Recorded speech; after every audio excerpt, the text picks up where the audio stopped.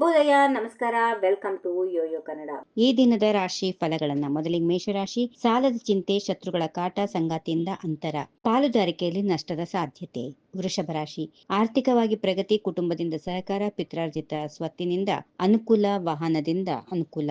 ಮಿಥುನ ರಾಶಿ. ಅವಕಾಶ ಕೈತಪ್ಪುವುದು, ಅಧಿಕ ಉತ್ಸಾಹ, ಸ್ಥಿರಾಸ್ತಿಯಿಂದ ನಷ್ಟ, ಮಕ್ಕಳಿಗೋಸ್ಕರ ಖರ್ಚು. ಕಟಕ ರಾಶಿ. ಅಧಿಕ ಖರ್ಚು, ಲಾಭದ ಪ್ರಮಾಣ ಕುಂಠಿತ, ನಿದ್ರಾಭಂಗ, ವಿದ್ಯಾಭ್ಯಾಸದಲ್ಲಿ ಹಿನ್ನಡೆ. ಸಿಂಹ ರಾಶಿ. ಆರ್ಥಿಕವಾಗಿ ಉತ್ತಮ ಬೆಳವಣಿಗೆ, ಕುಟುಂಬದಿಂದ ಸಹಕಾರ, ಉತ್ತಮ ಪ್ರಶಂಸೆ ಇರುತ್ತದೆ, ಮಾತಿನಿಂದ ಸಮಸ್ಯೆ ತಂದುಕೊಳ್ಳುತ್ತೀರಿ. ಕನ್ಯಾ ರಾಶಿ. ವ್ಯಾಪಾರದಲ್ಲಿ, ವ್ಯವಹಾರದಲ್ಲಿ ನಷ್ಟ, ಗೌರವಕ್ಕೆ ಧಕ್ಕೆ ಬರುವ ಆತಂಕ, ಕೆಲಸ ಕಾರ್ಯಗಳಲ್ಲಿ ಅಡೆತಡೆಗಳು, ಅನಗತ್ಯ ಖರ್ಚು. ತುಲಾ ರಾಶಿ. ಉಳಿತಾಯದಲ್ಲಿ ಹಿನ್ನಡೆ, ಪ್ರಯಾಣದಲ್ಲಿ ಅನುಕೂಲ, ತಂದೆ ಆರೋಗ್ಯದಲ್ಲಿ ವ್ಯತ್ಯಾಸ, ವ್ಯಾಪಾರ ವ್ಯವಹಾರದಲ್ಲಿ ಹಿನ್ನಡೆ.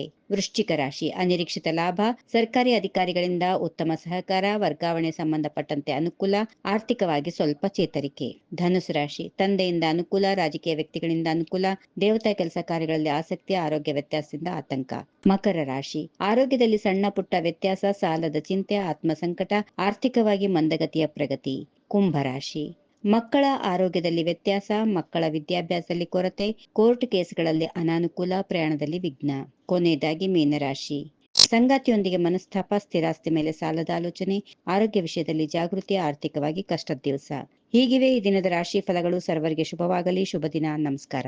If you like this video, ಬೇಗ ಲೈಕ್ ಮಾಡಿ, ಕಾಮೆಂಟ್ ಮಾಡಿ, ಶೇರ್ ಮಾಡಿ ಹಾಗೂ ಯೋಯೋ ಟಿವಿ ಕನ್ನಡವನ್ನು ಸಬ್ಸ್ಕ್ರೈಬ್ ಮಾಡಿ.